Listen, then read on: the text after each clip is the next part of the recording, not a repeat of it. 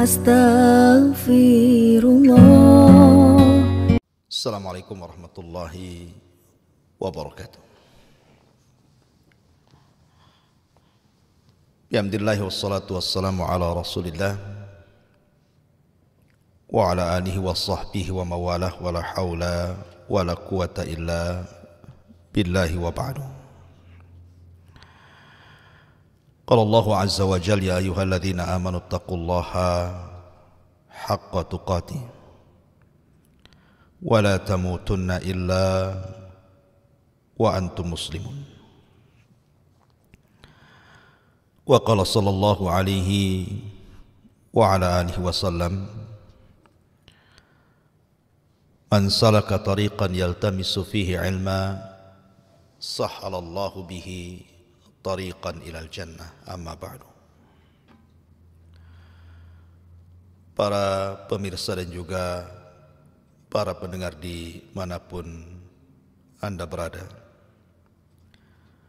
alhamdulillah segala puja dan puji hanya milik Allah subhanahu wa ta'ala.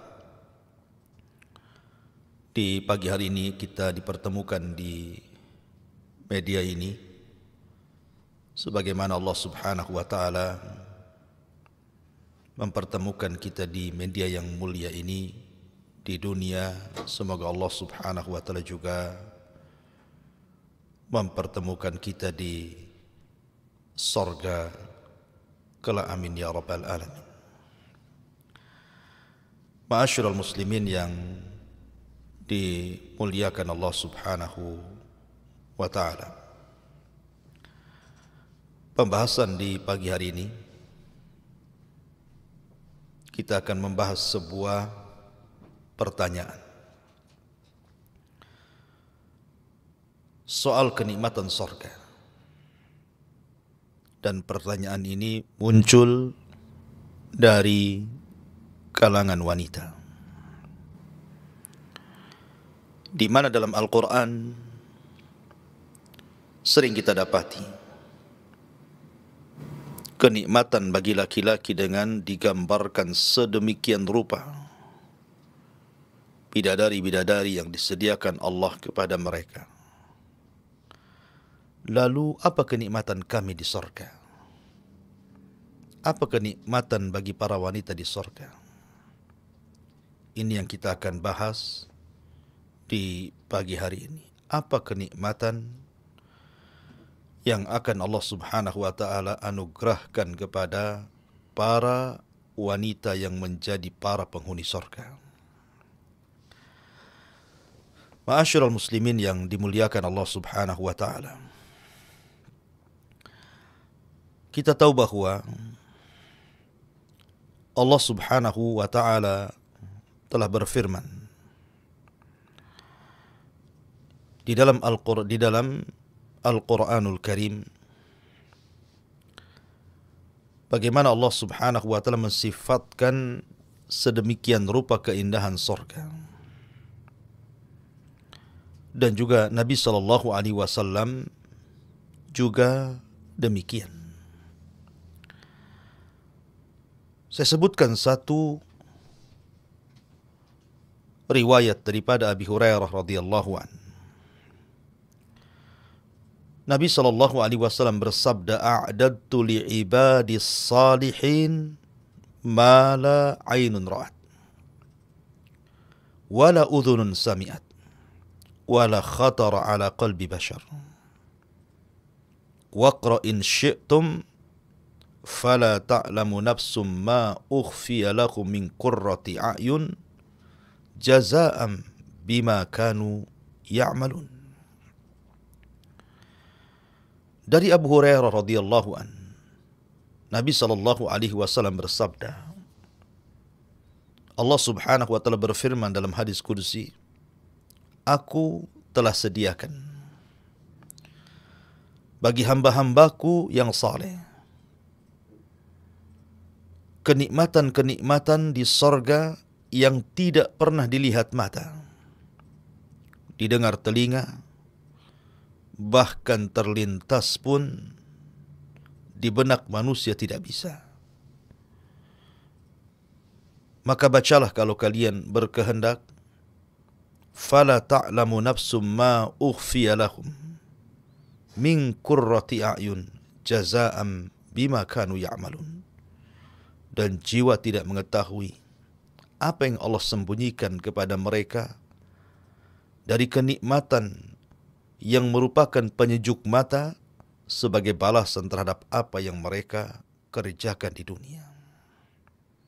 Artinya, sebagaimana kalangan laki-laki diberikan nikmat yang tidak terlihat mata, tidak terdengar telinga, bahkan terlintas pun tidak bisa, saking nikmatnya, maka para wanita juga kurang lebih sama seperti yang Allah anugerahkan kepada laki-laki.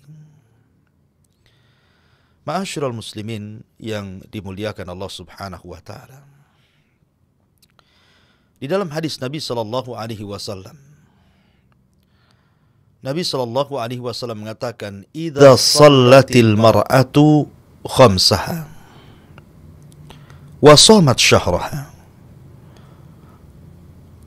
wa hasanat farjaha wa ata'at zawjaha qila laha udkhulil jannata min ayyi abwabil jannati syi'ti wa fi riwayatin min abwabis thamaniyati syi'ti."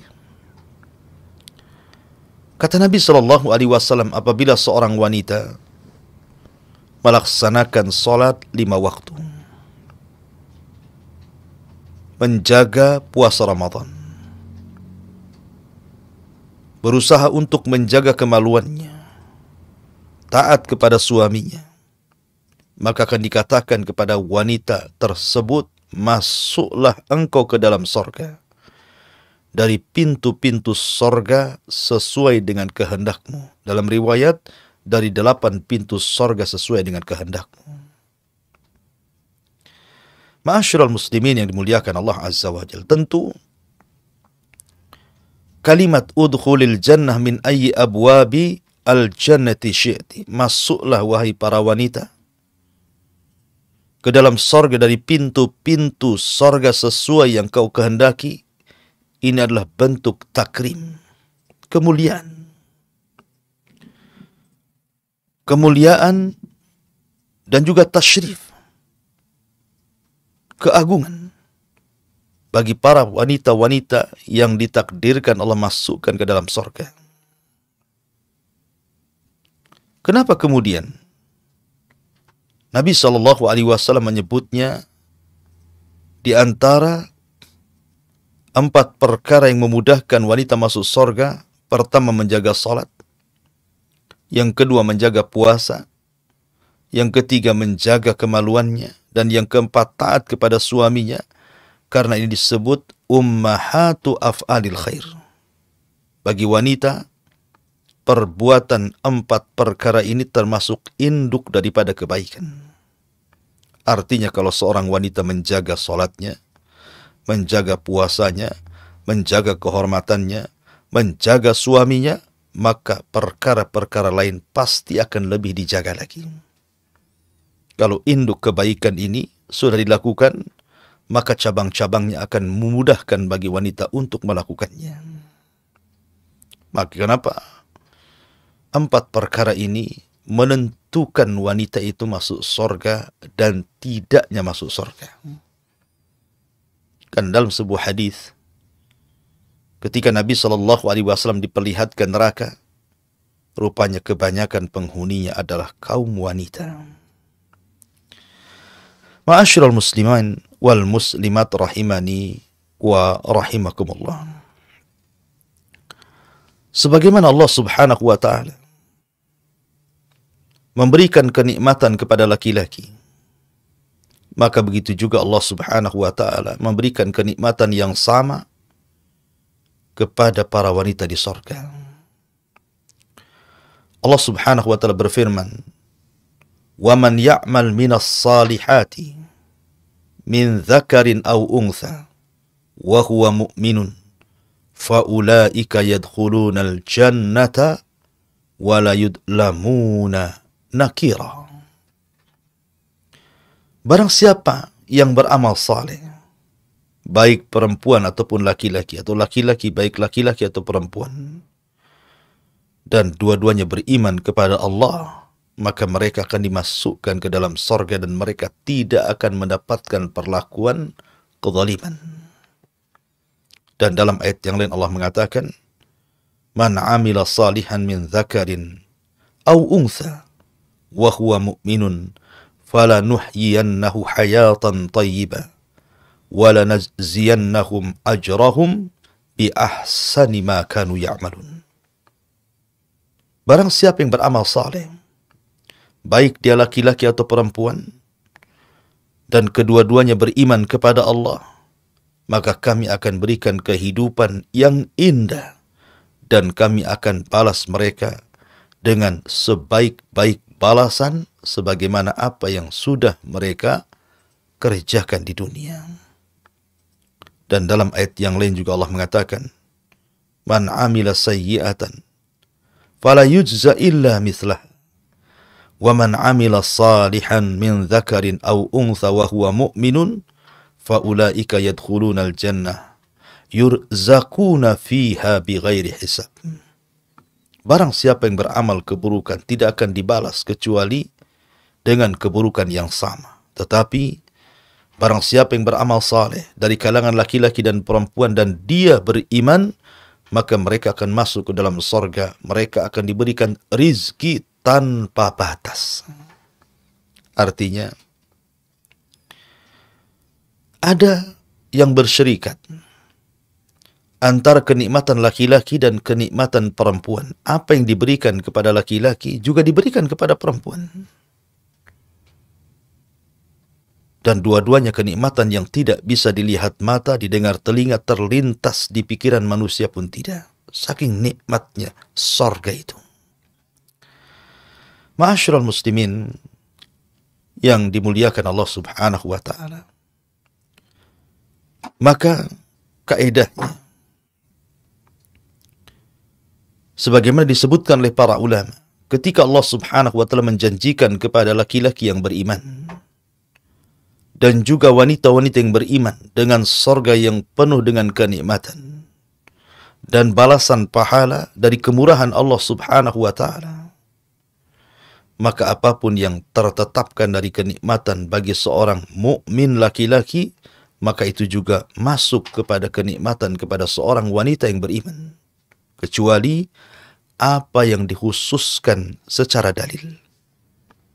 Contohnya, yang dikhususkan dengan dalil adalah ketika laki-laki diberikan banyak bidadari di sorga, dan tidak sebaliknya bagi perempuan diberikan banyak para suami di sorga.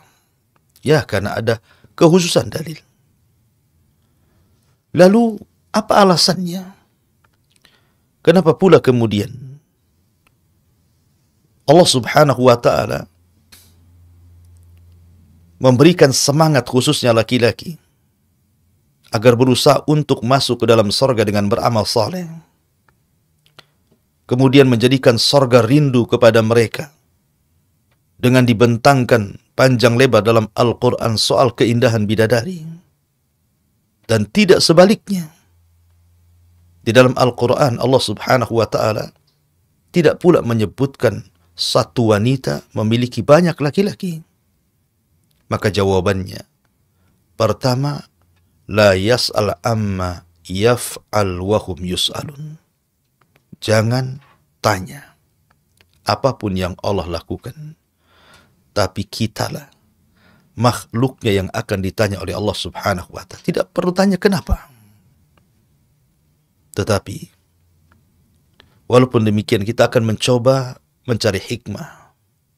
Kenapa wanita tidak dijanjikan sebagaimana janji bagi laki-laki dengan banyaknya bidadari, dan wanita tidak dijanjikan dengan banyaknya laki-laki?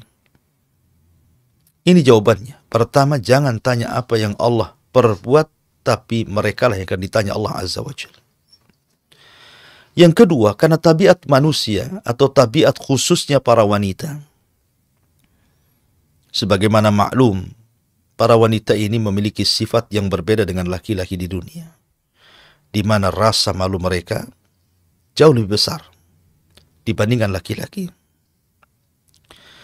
Maka Allah Subhanahu wa ta'ala tidak menyebutkan kenikmatan-kenikmatan bagi wanita, tetapi disembunyikan sesuai dengan perasaan malu yang selalu disembunyikan oleh para wanita. Cukuplah firman Allah Subhanahu wa ta'ala, fala ta'lamu nafsum ma ukhfiya lahum min qurrati a'yun jazaa'an bima kanu ya'malun. Jiwa tidak tahu apa yang Allah sembunyikan kepada mereka dari kenikmatan yang bisa menyejukkan mata terhadap apa yang mereka telah kerjakan, terhadap apa yang mereka telah mengerjakan amal soleh di dunia. Kemudian yang ketiga, karena tabiat laki-laki di dunia, mereka hanya mencintai dan suka dengan wanita. Tabiat laki-laki, kesukaan kepada perempuan itu jauh dibandingkan seorang wanita suka dengan laki-laki. Di mana kesukaan laki-laki kepada perempuan itu jauh lebih besar dibandingkan kesukaan-kesukaan yang lainnya.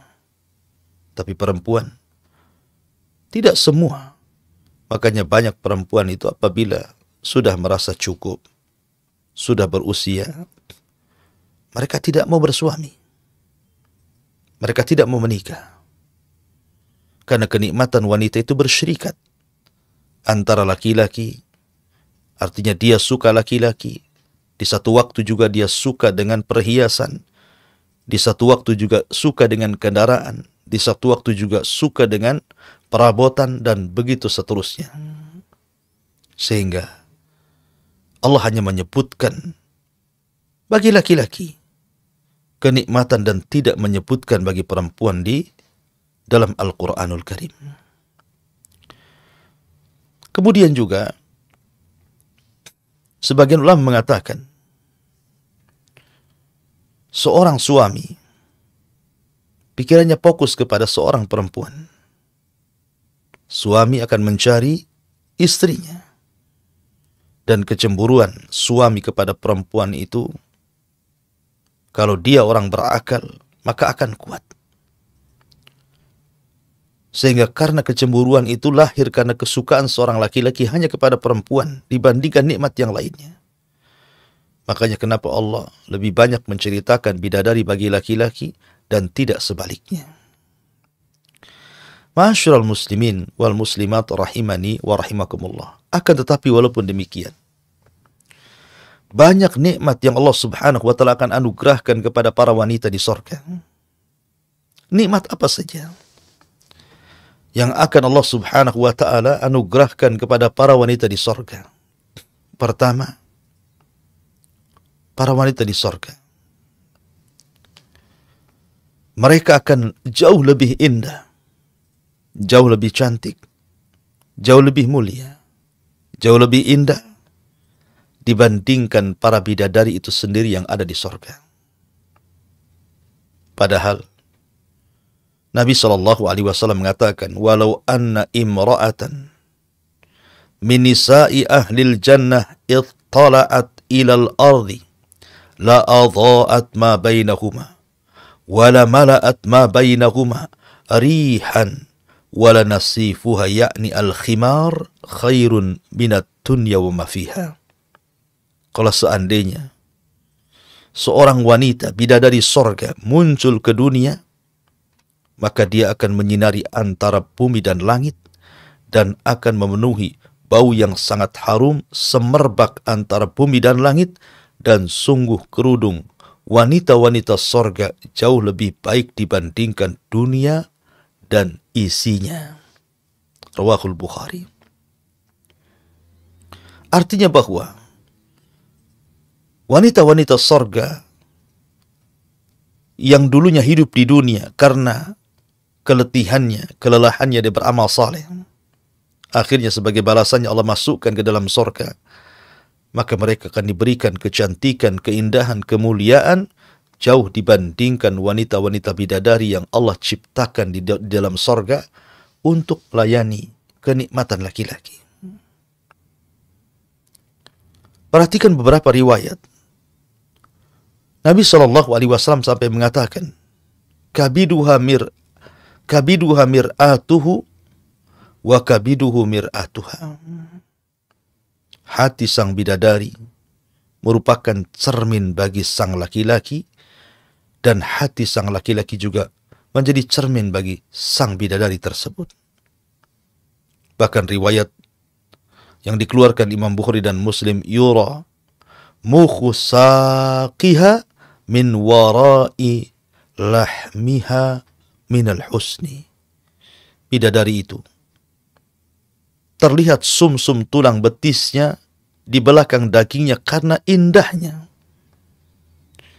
Artinya wanita-wanita yang masuk ke dalam surga, maka mereka dibentuk oleh Allah Subhanahu wa ta'ala sedemikian rupa dan memiliki kebaikan akhlak dan keindahan tubuh. Allah Subhanahu wa ta'ala mengatakan di dalam Al-Quranul Karim, minhunna khairatin hisan. Sesungguhnya mereka para wanita itu akan diberikan khair, kebaikan akhlak, dan juga hisan, keindahan, kecantikan yang tidak didapati di dunia. Bahkan saking indahnya para bidadari sorga itu, sampai Allah Subhanahu wa ta'ala mengatakan ka'annakunna liyaqutu wal marjan. Seakan-akan para bidadari itu permata-permata yakut dan juga mutiara. Sampai Qatadah mengatakan rahimahullahu ta'ala, fi safai yaquti wa bayani lu'lu. Para bidadari itu seperti permata dalam hal bening tubuhnya dan seperti mutiara dalam hal putih warnanya. Bahkan dalam ayat yang Allah mengatakan ka'annahunna baydun maknun, seakan-akan mereka adalah telur yang tersimpan dengan sangat baik. Artinya mutiara-mutiara putih yang tersimpan. Itulah sampai kinayah Al-Quranul Karim menggambarkan bidadari sorga itu luar biasa. Mereka suci, suci lahir, suci batin. Mereka tidak haid, dan itu nikmat bagi perempuan. Mereka tidak nifas, dan ini nikmat bagi perempuan. Mereka tidak meludah, mereka tidak mengeluarkan ingus, mereka tidak mengeluarkan bau-bau busuk, dan ucapannya indah, akhlaknya baik, hatinya tidak ada kedengkian, tidak ada dendam, tidak ada hasad, tidak ada permusuhan sesama mereka. Wa naza'na ma fi sudurihim min ghilin ikhwana. Kami cabut rasa dengki dan seluruh penyakit hati bagi penduduk surga. Ma'asyiral muslimin wal muslimat rahimani wa rahimakumullah.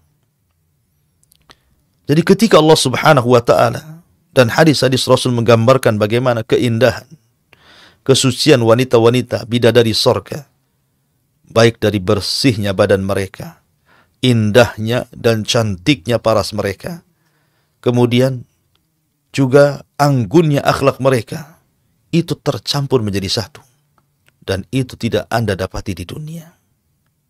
Secantik apapun wanita di dunia, pasti ada kekurangannya, pasti ada cacatnya, pasti akan mengalami haid, pasti akan mengalami nifas, pasti akan mengalami bau, dan begitu seterusnya. Tapi ini tidak terjadi pada bidadari sorga. Kembali bahwa apabila bidadari saja sedemikian rupa keindahannya, bagaimana wanita-wanita dunia yang masuk ke dalam sorga yang jauh lebih indah dibandingkan bidadari tersebut. Kemudian di antara kenikmatan wanita di sorga, mereka tidak pernah menjanda. Mereka akan terus perawan. Abdullah ibn Abbas radhiyallahu anhu menceritakan ada seorang nenek-nenek datang kepada Rasulullah. Kemudian mengatakan, ya Rasulullah, adakah nenek-nenek sepertiku di sorga? Kata Rasul, tidak ada. Tidak ada di sorga itu yang namanya nenek-nenek. Maka sang nenek ini pun pulang dan menangis sedih, dikiranya dia tidak akan masuk sorga. Kalau di sorga tidak ada nenek-nenek. Maka Rasul mengatakan, katakan kepada nenek itu, maksudnya di sorga itu tidak ada orang tua. Di sorga itu semua muda. Di sorga itu semua perawan. Tidak ada nenek yang masuk ke dalam sorga. Karena Rasul mengatakan, ma fil jannati azab. Artinya, di sorga tidak ada yang azab, tidak ada yang sendirian, pasti ada pasangan. Termasuk juga sang nenek juga akan mendapatkan pasangan, karena di sorga itu juga tidak ada nenek-nenek. Semua usia penduduk sorga itu mau laki-laki perempuan antara 33 sampai 34 tahun. Artinya, kenapa tidak dirubah bentuk mereka? Kenapa mereka tidak menjadi tua, kemudian keriput sebagaimana penduduk sorga? Supaya tidak ada ghirah, kecemburuan. Tidak memancing kecemburuan satu dengan yang lainnya. Ma'asyiral muslimin yang dimuliakan Allah subhanahu wa ta'ala. Kemudian juga, di antara nikmat yang Allah subhanahu wa ta'ala berikan kepada para wanita, selain daripada diberikan kesucian lahir batin, kemudian juga mereka senantiasa perawan, mereka tidak pernah kemudian menjadi janda, mereka pun akan diberikan apapun yang mereka minta dari kesenangan-kesenangan yang tidak pernah terbayang di dunia. Apakah penduduk sorga itu juga wanita-wanitanya bisa melahirkan? Karena ada sebuah riwayat yang dikeluarkan al-Imam At-Tirmidzi dari Abi Sa'id Al-Khudri radhiyallahu anhu, Nabi sallallahu alaihi wasallam bersabda, "Al-mu'min idza ishtahal walad fil jannah kana hamluhu wa wad'uhu wa sinnuhu wa syababuhu wa kibaruhu fi sa'atin kama yashtahi." Seorang mukmin apabila menghendaki anak di sorga, maka hamilnya, lahirnya, usianya, muda dan tuanya itu hanya sekejap saja. Dan tidak ada kesulitan. Tidak seperti wanita-wanita di dunia. Ketika mereka mengandung saja sudah kesulitan luar biasa. Ketika meregang, hendak melahirkan seolah-olah pertaruhan antara dia dan nyawanya. Ketika sudah lahir dia harus menyusuinya. Tapi di sorga tidak. Allah mudahkan semuanya. Tapi riwayat ini memang dikritik para ulama. Apakah wanita di sorga bisa melahirkan? Maka kata Imam Ibnul Qayyim rahimahullahu ta'ala, pertama hadis yang tadi dibaca oleh ana bahwa hadis itu diperbincangkan tentang riwayatnya. Yang kedua, bahwa Allah subhanahu wa ta'ala mengatakan walakunna fiha azwajum mutahharah. Dan bagi mereka para laki-laki di sorga itu memiliki pasangan-pasangan yang bersih. Kalau seseorang kemudian melahirkan, tentu bisa saja terkena haid, terkena nifas, terkena kotoran. Sementara di sorga itu tidak ada orang haid, tidak ada orang nifas, dan tidak ada kotoran. Semua bersih. Kemudian yang ketiga, Allah jadikan kehamilan dan juga kelahiran itu digandengkan dengan sperma dan juga dengan haid. Apabila orang hamil, berhentilah darah haid, dan haid itu menjadi nutrisi bagi si janin. Dan itu tercipta dari sperma. Sementara di sorga itu tidak ada yang mengeluarkan sperma. Sebab kalau seandainya seorang di sorga itu mengeluarkan sperma, berarti nikmat terbatasi. Karena ketika sudah keluar berarti sudah terbatasi kenikmatannya. Makanya biar nikmat itu daim terus menerus, merasakan nikmat luar biasa.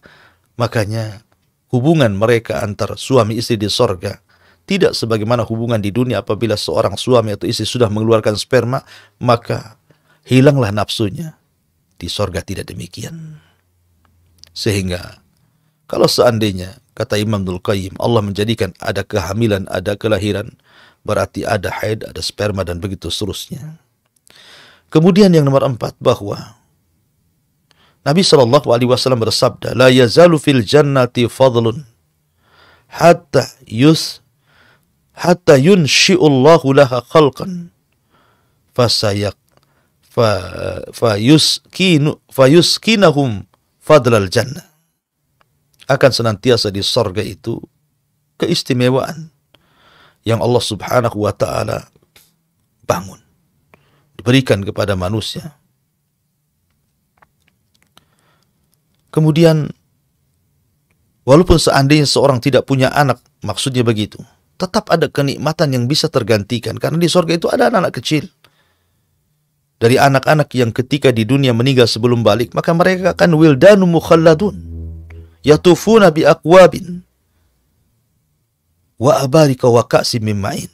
Ada anak-anak kecil yang meninggal belum balik, baik anak orang kafir atau anak orang yang beriman, maka mereka akan menjadi anak-anak di surga dan lucu-lucu, dan itu sebagai pengganti dari anak-anak dunia.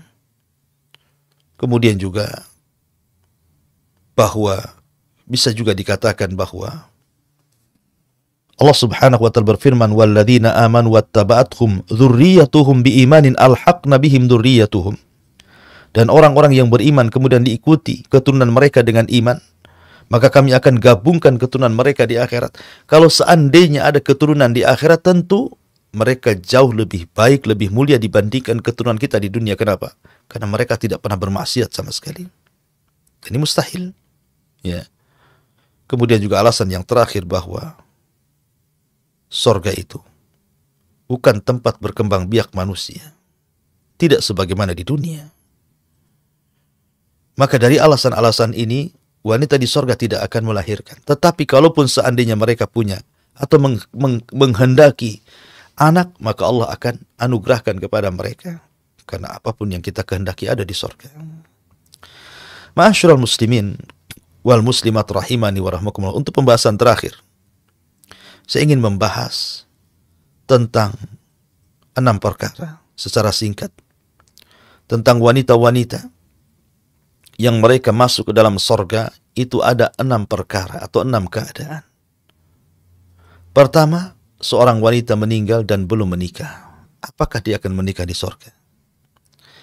Yang kedua, seorang wanita meninggal setelah diceraikan oleh suaminya dan dia belum menikah dengan laki-laki lain. Apakah juga akan menikah di sorga? Memiliki pasangan di sorga. Kemudian yang ketiga, seorang wanita yang meninggal, kemudian dia menikah. Sebelum meninggal dia menikah.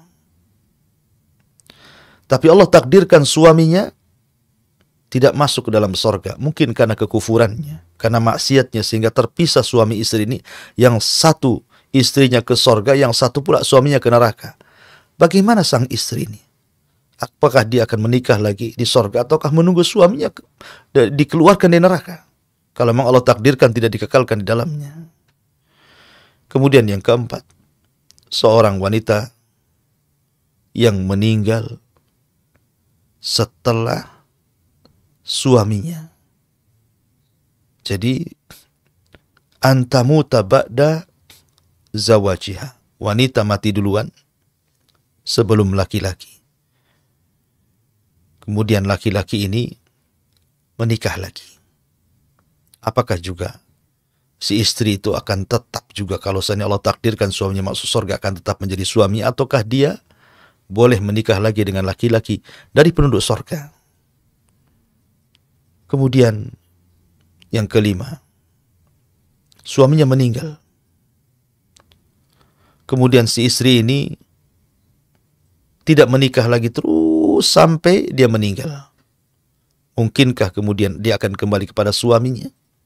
Dan yang terakhir, seorang suami meninggal, maka si istri ini kemudian menikah lagi dengan laki-laki yang lain yang bukan suaminya. Karena suami sudah meninggal, dia menikah lagi dengan suami yang kedua. Bagaimana statusnya? Apakah dia di sorga dengan suami yang pertama ataukah suami yang kedua? Kalau dua-duanya masuk sorga. Inilah yang harus kita jawab secara singkat karena juga waktu.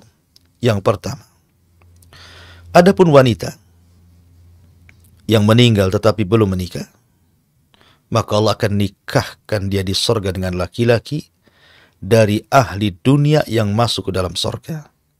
Karena di sorga itu tidak ada azab, tidak ada orang hidup sendirian, harus berpasang-pasangan. Kemudian yang kedua, begitu juga sama.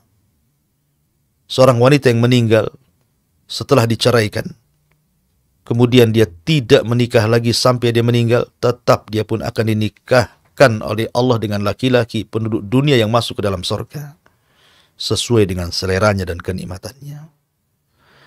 Kemudian yang ketiga,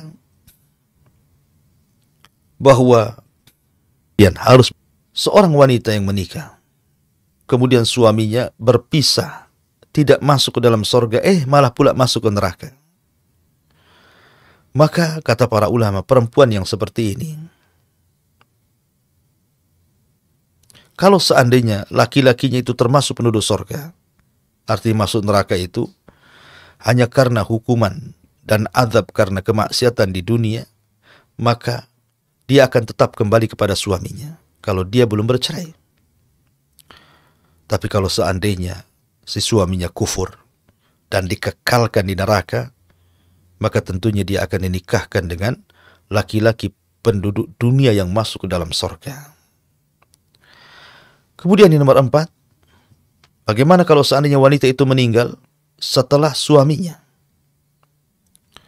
Maka dijelaskan, ammal mar'atul lati matat ba'da zawajiha fahiya fil jannah li zawjiha alladhi matat anhu. Maka wanita tersebut akan tetap bersama suaminya walaupun dia meninggal duluan. Kalaupun suaminya kemudian masuk ke dalam surga, tetap akan kembali kepada suaminya. Kemudian yang nomor 5, kalau seandainya suaminya meninggal duluan, kemudian wanita ini tidak menikah terus sampai meninggal, maka ini pun sama akan, kalau dua-duanya masuk ke dalam surga, maka Allah akan gabungkan kembali menjadi suami istri di surga. Yang terakhir, kalaupun seandainya seorang wanita ditinggal meninggal suaminya kemudian menikah lagi, maka sebagian para ulama mengatakan dia disuruh memilih antara suami yang pertama dan suami yang kedua. Ada juga yang berpendapat maka dia akan bersama suami yang terakhir yang dinikahinya.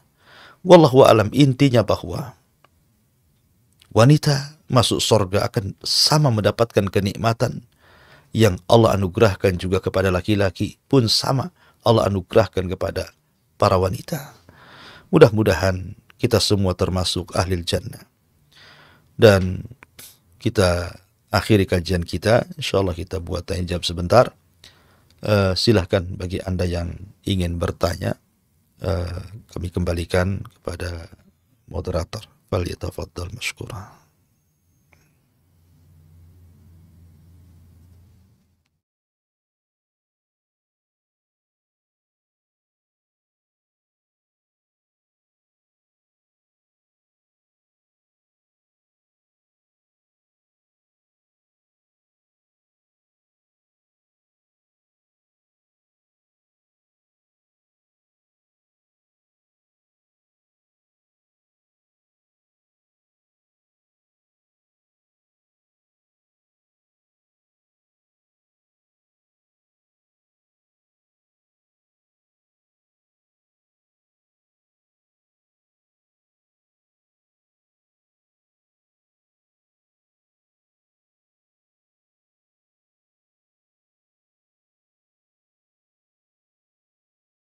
Baik.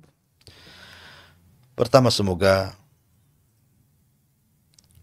Allah Subhanahu wa taala memberikan kesembuhan kepada istri-istri yang sakit, yang tidak bisa melayani suaminya dan juga tidak bisa merawat anak-anaknya.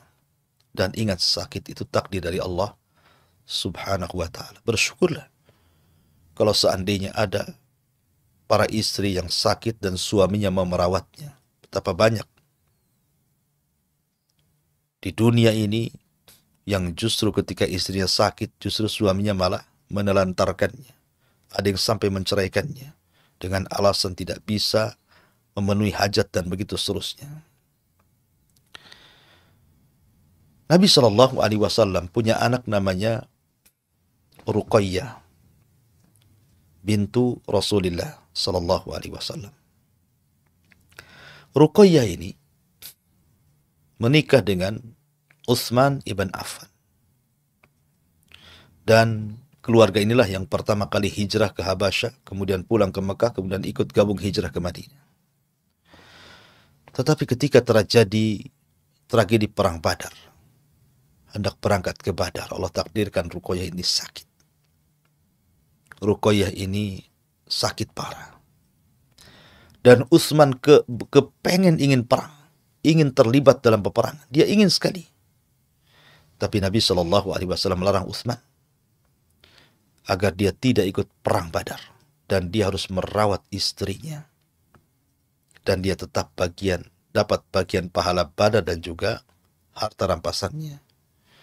Maka Utsman pun dengan berat hati, walaupun tidak ikut jihad bersama Rasul, padahal para sahabat itu menghendaki mati syahid, tapi demi merawat istrinya Ruqayyah, maka kesempatan emas pun ditinggalkan Utsman, dan dia pun merawat istrinya. Tapi Allah takdirkan ketika Nabi SAW pulang dari Badar, rupanya nyawa Ruqayyah tidak tertolong. Dia pun meninggal dunia, dan Utsman pun sedih. Artinya bahwa dari sini dalam Islam itu bahwa tugas suami adalah merawat istri saat sakit. Itu kewajiban suami. Bukan hanya senang di waktu sehat, maka sabar juga di waktu sakit. Sabar menjadi suami. Pertanyaannya, apakah istri yang seperti ini juga tetap dapat kesempatan masuk surga? Ya tentu. Bukankah Anda tidak sakit selamanya? Ketika Anda menikah mungkin Anda sehat. Mungkin dengan berjalannya waktu tiba-tiba Anda sakit terbaring. Mungkin seperti itu. Artinya ada waktu-waktu sehat, ada waktu-waktu sakit. Kalau ketika di waktu sehat Anda gunakan untuk di jalan Allah Subhanahu wa Ta'ala, mendekatkan diri kepada Allah, dan waktu sakit pun Anda terus berdoa kepada Allah. Ketika Anda tidak bisa melayani suami dengan baik karena lagi sakit, maka kalau Anda tidak bisa melakukan dengan perbuatan, dengan doa, doakan terus suami Anda. Dalam pembaringan Anda, kalau memang Anda tidak bisa duduk, berdiri untuk sholat, Anda bisa sholat sambil berbaring dan terus berdoa. Berikan doa kepada suami yang terbaik supaya suami sehat, disehatkan badannya, dijauhkan dari penyakit, dijauhkan dari wabah, dijauhkan dari banyaknya masalah, dimudahkan urusannya. Doakan juga anak-anaknya supaya menjadi anak-anak yang saleh, apalagi kecuali berdoa. Dan di waktu sakit, setan itu lebih dekat kepada Anda dibandingkan di waktu sehat.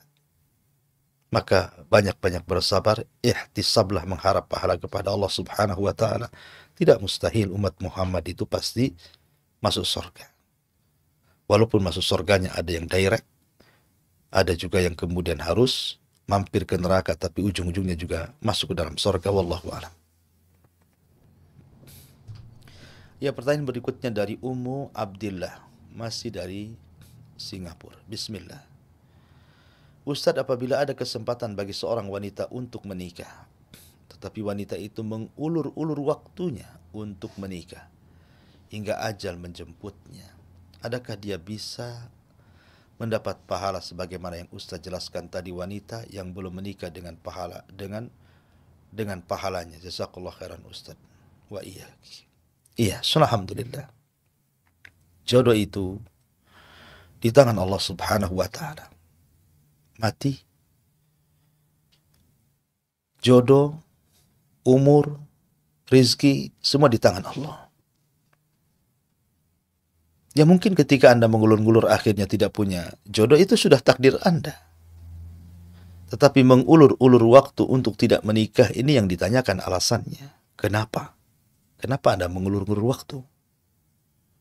Ya. Kalau memang alasannya seperti para ulama, juga ada yang tidak menikah. Syekhul Islam Ibnu Taimiyah, Imam An-Nawawi, mereka tidak menikah, dan banyak para ulama yang tidak menikah karena mereka sibukkan dengan belajar, dengan talabul ilmi, sehingga terlupakan dengan wanita, akhirnya meninggal dan tidak menikah. Apa kita katakan mereka tidak masuk surga? Tidak bisa juga demikian. Mereka para ulama besar. Siapa yang tidak kenal Imam Nawawi, Ibnu Taimiyah, dan ulama-ulama yang lainnya? Ya, asal ketika Anda hidup di dunia ini beribadah, beramal saleh, tidak menyekutukan Allah Subhanahu wa Ta'ala, dan Allah takdirkan lambat jodohnya karena kemudian mengulur-ngulur waktu, akhirnya Allah takdirkan meninggal, insya Allah kalau ditakdirkan masuk surga, akan Allah nikahkan Anda dengan laki-laki penduduk surga, dari penduduk dunia. Wallahu a'lam.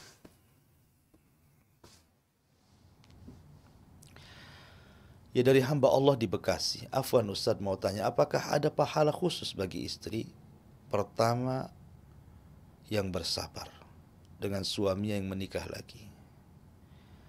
Saya pernah mendengar bahwa pahala bagi seorang wanita yang bersabar dengan poligami suaminya lebih besar dari pahala seorang mukmin yang pergi untuk berjihad. Maka menyetujui poligami suaminya lebih besar dibandingkan pahala jihad. Ya, saya belum pernah membaca atau terbaca atau pernah mendengar tentang bahwa poligami, seorang istri mengizinkan poligami pahalanya lebih besar dibandingkan pahala orang yang berjihad sampai mati syahid. Wallahu a'lam. Belum pernah mendengar. Akan tetapi, ya mungkin ya keterbatasan pengetahuan saya. Tapi yang saya ketahui saya belum pernah mendengar. Akan tapi begini. Sekali lagi bahwa pernikahan itu bagian daripada jodoh yang sudah ditentukan dalam qada dan qadar Allah. Jadi suami Anda menikah lagi, ini sudah ditentukan oleh Allah dan sudah dicatat di Lauhil Mahfuz sebelum Allah menciptakan langit dan bumi 500 tahun sebelumnya. Allah sudah catat suami Anda ini akan menikah. Jadi percayalah dengan takdir. Dan tidaklah sebuah perintah itu pasti ada hikmah kebaikan. Poligami kan perintah dalam Quran. Ya, ada perintahnya. Bagi orang yang mampu melakukan keadilan tentunya ya. Kalau tidak sanggup adil ya satu saja cukup. Karena Nabi SAW juga berpoligami.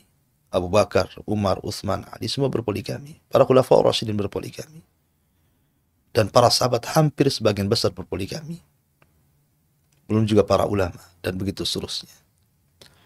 Tapi kalau seandainya Allah takdirkan Anda diuji oleh suami yang berpoligami, maka dan Anda melihat kemampuan suami, artinya suami sanggup melakukan itu dari segi finansial, dari segi nafkah harta ataupun batin begitu ya. Kenapa tidak diizinkan kalau seandainya suami sudah memberikan haknya kepada Anda selaku istri gitu ya. Hak rumah, hak nafkah baik lahir ataupun batin. Kemudian suami Anda menikah lagi. Ya memang secara naluri seorang perempuan tentu tidak mau diduakan. Ya, bahwa suami itu ingin dikuasai. Tapi kalau Allah takdirkan poligami mau diapa? Ya jelas sabar. Harus sabar. Harus lebih berakal lagi, lebih dewasa lagi. Ya, bahkan kalau bisa arahkan suami itu untuk adil. Ya, diarahkan, istri yang mengarahkan gitu ya. Jangan kemudian akhirnya istri yang pertama menjadikan rontoknya keluarga gara-gara poligami. Kan banyak orang-orang yang kemudian istri minta cerai gara-gara istri suaminya sudah menikah lagi. Tanpa alasan yang jelas, hanya gara-gara saya tidak kuat. Tidak kuat gimana? Belum dijalani sudah bilang gak kuat. Kalau orang itu memang beriman kepada syariat Allah Azza wa Jalla, menerima bahwa itu adalah putusan Allah Subhanahu wa taala, bahwa itu adalah takdir dari Allah, bahwa itu juga bagian daripada syariat Allah Azza wa Jalla. Ya. Kalaupun Anda tidak suka dengan poligami, minimalnya jangan mencela poligami. Tidak suka ya wajar, wanita tidak suka. Tapi jangan mencela poligami. Dan kalau Anda sabar, insya Allah itu lebih baik. Ya, kalau Anda sabar, kalau Anda tidak sabar dan melihat ada perlakuan dengan poligami, ketidakadilan, kezaliman suami yang kemudian sudah dibolehkan Anda meminta cerai, ya tidak ada masalah minta cerai. Kalau tidak sanggup. Tapi jangan kemudian menyuruh suami menceraikan istri yang sudah dinikahinya. Dosa besar, tidak boleh. Tidak boleh kemudian seorang istri gara-gara cemburu, dia meminta suaminya untuk menceraikan istri keduanya. Sebab kalau suami sudah menikah dengan wanita yang kedua, berarti posisi Anda dengan wanita kedua itu sama. Sama saja. Karena sama-sama istri daripada suami Anda. Wallahu a'lam, intinya bahwa hadis yang Anda tanyakan kepada anak-anak tidak tahu. Ya, wallahu a'lam. Ini keterbatasan pengetahuan saya belum pernah mendengar hadis tentang sabarnya wanita akibat suaminya berpoligami sama dengan jihad atau lebih besar daripada jihad. Nanti coba saya cek lagi gitu ya tentang masalah di sini. Dan kalau memang ketemu nanti insya Allah mungkin minggu depan kita akan jawab gitu ya. Wallahu a'lam.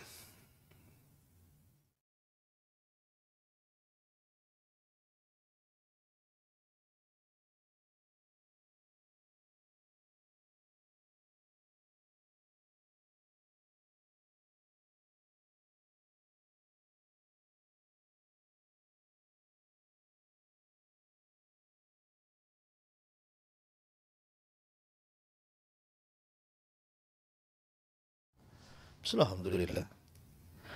Barakallahu fiik ya. Semoga Allah Subhanahu wa taala berikan istiqomah kepada Anda untuk tetap di atas Islam, karena bagaimanapun nikmat terbesar di dunia ini tidak ada kecuali Islam. Itulah agama yang menyelamatkan kita di dunia dan di akhirat. Ketika seseorang menyembunyikan keislaman, di zaman para sahabat juga banyak kok para sahabat yang menyembunyikan keislaman. Bahkan terkadang Rasul pun menyuruh sahabat menyembunyikan keislaman untuk sebuah kemaslahatan. Ya. Maka kalau Anda menyembunyikan keislaman dari orang tua karena mungkin ada hal-hal yang madarat lebih besar kalau Anda memberitahu, ya tidak usah diberitahu dulu. Ya, sambil berjalannya waktu gitu ya. Sambil pelan-pelan gitu mendakwai orang tua gitu. Memberitahu orang tua. Tapi kalau dengan memberitahu kemudian ada madarat yang jauh lebih besar, ya maka tidak perlu kemudian Anda beritahu, tetapi Anda terus belajar Islam. Terus belajar, karena dengan ilmu inilah Anda bisa nanti punya solusi sendiri. Ilmu itu akan mendatangkan solusi. Kalau Anda sudah cerdas, pasti ada solusi beritahu orang tua. Maka tugas Anda sekarang, kalau sudah mualaf, belajar. Belajar. Dalami agama baru yang Anda sekarang berada dalam Islam ini. Kemudian teruslah mendekatkan diri kepada Allah. Berdoa agar hidayah itu Anda tularkan kepada orang tua Anda juga, kepada keluarga Anda, mudah-mudahan seperti Anda mendapatkan hidayah Islam. Ya. Kemudian juga cobalah berubah gitu ya. Yang mungkin ketika di agama dulu akhlak Anda kurang baik gitu. Setelah masuk Islam maka perbaiki akhlak. Bagaimana hubungan Anda dengan orang tua, dengan kerabat, dengan saudara, dilebihkan lagi, ditingkatkan lagi kebaikannya. Sehingga nanti akan jadi bahan pertimbangan ketika Anda memberitahu bahwa agama yang dianut Anda itu jauh lebih baik dibandingkan agama sebelumnya. Wallahu a'lam. Ya, saya kira ini yang bisa saya sampaikan. Insyaallah kita akan berjumpa di lain kesempatan. Mudah-mudahan ada manfaatnya. Yang benar datang dari Allah, yang salah datang dari saya pribadi. Saya tutup dengan kafaratul majlis. Subhanallah bihamdika asyhadu an la ilaha illa anta astaghfiruka wa atubu ilaik. Allahu ta'ala. Assalamualaikum warahmatullahi wabarakatuh.